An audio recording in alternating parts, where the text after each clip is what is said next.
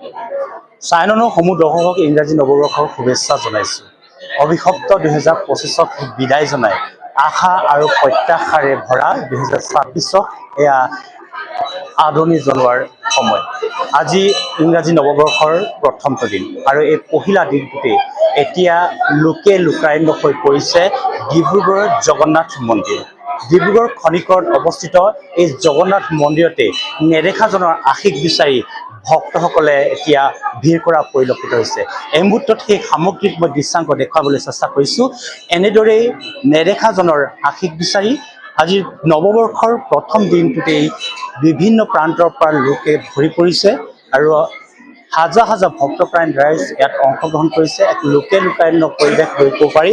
আজি প্ৰতিটো নৱবৰ্ষৰ ইংৰাজী প্ৰতিটো নৱবৰ্ষতে আচলতে ইয়াত বিভিন্ন প্ৰান্তৰ পৰা ৰাজ্যৰ বিভিন্ন প্ৰান্তৰ পৰা আহে আৰু বিশেষকৈ বহিৰাজ্যৰ পৰা লোক ইয়ালৈ আহে আৰু নেদেখাজনৰ আশীষ বিচাৰে। পৰিয়ালটোৰ মংগল কামনা কৰি তেওঁলোকে আশীষ ল'বলৈ আহে আৰু আজি যিহেতু ইংৰাজী নৱবৰ্ষৰ প্ৰথমটো দিন আৰু এই ইংৰাজী নৱবৰ্ষৰ প্ৰথমটো দিনটো স্বাভাৱিকতে প্ৰতি বছৰে এনেধৰণৰ পৰিৱেশ এই জগন্নাথ মন্দিৰত দেখিবলৈ পোৱা যায়। যিটো আমাৰ বাবে 2025 বৰ্ষটো আছিল এটা অভিশপ্ত বৰ্ষ আৰু এই অভিশপ্ত বৰ্ষটোত অসমীয়া মানুহক যিমানখিনি দিলে তাতকৈ অধিক সংখ্যক অসমীয়া মানুহে হেৰুৱাবলগীয়া এটা বৰ্ষ আছিল এই 2025 বৰ্ষ।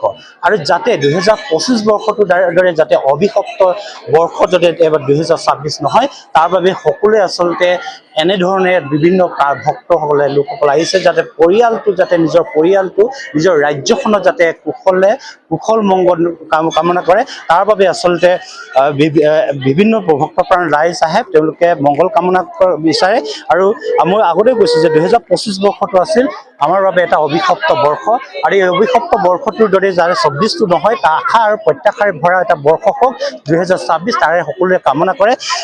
নতুন বছৰ আপোনাক শুভেচ্ছা জনাইছোঁ। আজি আপুনি জগন্নাথ মন্দিৰলৈ আহিছে, নতুন বছৰটোত কি কামনা হৈছে? নতুন বছৰটো সকলোৰে মংগলময় হওক, শুভ হওক তাৰে কামনা কৰোঁ। আৰু যিমানখিনি আগতে 2025 বৰ্ষত যেনেকুৱা ঘটনা ঘটি গ'ল তেনেকুৱা ঘটনা যাতে দুনাই নঘটে।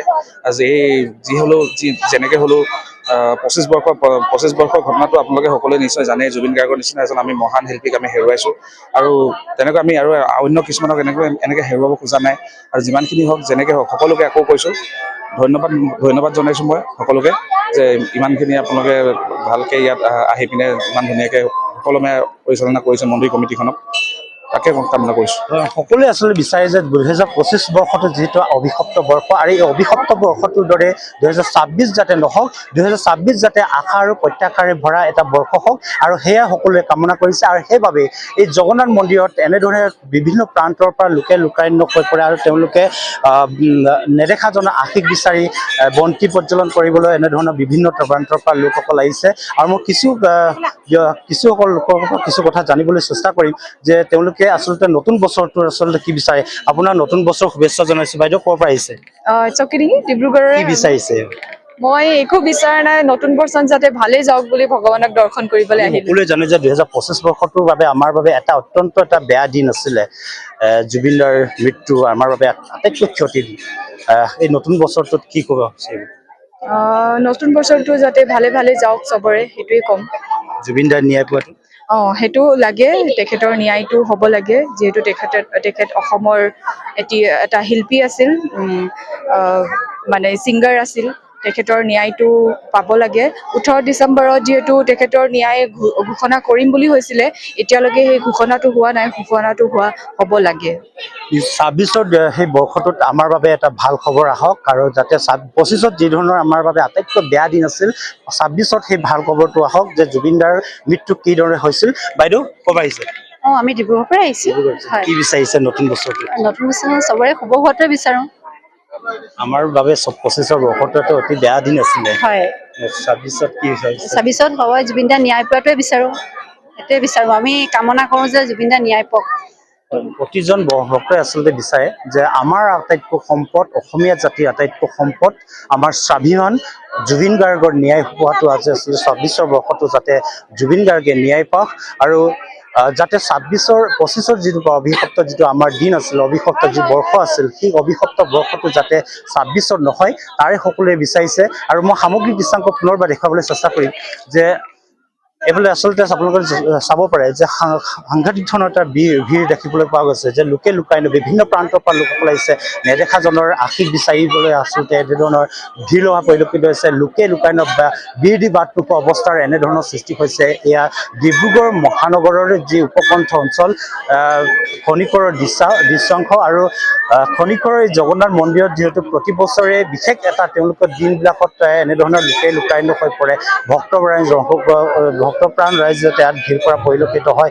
নেদেখাজনৰ আশীষ বিচাৰি ইয়ালৈ আহে। আচলতে তেওঁলোকে এই নতুন যিটো বৰ্ষ আছে সেই নতুন বৰ্ষটোত যাতে পৰিয়ালটোক যাতে কুশল কামনা কৰে, নিজৰ মনোবাঞ্ছা যাতে পূৰ্ণ কৰিব পাৰে, তাৰ বাবে নেদেখাজনৰ ওচৰত বন্তি প্ৰজ্বলন কৰি আশীষ বিচাৰে। আৰু সাধাৰণতে প্ৰতি বছৰে ইয়াৰ পৰিৱেশ দেখিবলৈ পোৱা যায়। ডিব্ৰুগড় এই খনিকৰৰ যি দৃশ্যাংশ, এয়া আপোনালোকে দেখিছে যে বিভিন্ন প্ৰান্তৰ পৰা হাজাৰ হাজাৰ লোক আহে আৰু ইয়াৰ নতুন বছৰটোত যাতে পৰিয়ালটোত যাতে এটা নতুন এটা শুভ যাতে বাৰ্তা যাতে কঢ়িয়াই আনে, তাৰ বাবে আচলতে ইয়ালৈ এইসকল ভক্তপ্ৰাণ ৰাইজ আহে। কেৱল অসমৰ বিভিন্ন প্ৰান্তৰ বুলিয়ে নহয়, আচলতে বহিৰাজ্যৰ পৰাও ইয়াৰ লোকসকল আহিছে। আজিৰ দিনটো যিহেতু এটা বিশেষ দিন আৰু সেই বিশেষ দিনটোত এটা বিশেষ মুহূৰ্তত বিশেষভাৱে তেওঁলোকে উদযাপন কৰিব বিচাৰে। আৰু 25ৰ বৰ্ষটো যিটো মই বাৰে বাৰে উল্লেখ কৰিছোঁ যে 25ৰ বৰ্ষটো আমাৰ বাবে এটা অতি অভিশপ্ত বৰ্ষ আছিল, অতি বেয়া দিন আছিল। অসমীয়া যিমানখিনি পাইছে তাতকৈ বেছি আমাৰ মাজৰ পৰা লৈ যোৱা হ'ল। আমাৰ আটাইতকৈ আমাৰ যি সম্পদ, আমাৰ জাতিৰ সম্পদ, যাক জাতিৰ সম্পদ বুলি কোৱা হয়, যাক ঈশ্বৰ পুত্ৰ বুলি কোৱা হয়, যাক অসমীয়া স্বাভিমানী বুলি কোৱা হয়, যাৰ স্বাভিমানী সত্তা, সেই সত্তাটোক আচলতে লৈ যোৱা হ'ল এই 25ৰ এই বৰ্ষটোত। আৰু সেই 25ৰ বৰ্ষটোত যাতে 25ৰ বৰ্ষটোৰ দৰে যাতে এই 26ৰ বৰ্ষও নহওক, সেই অভিশপ্ত বৰ্ষ আৰু আশা আৰু প্ৰত্যাশাৰে ভৰা বৰ্ষ হওক 2026। আৰু সেয়া সকলোৰে কামনা কৰিছোঁ, আমিও কামনা কৰিছোঁ। পুনৰবাৰ ইংৰাজী নতুন বৰ্ষৰ শুভেচ্ছা সকলোলৈকে জনাইছোঁ।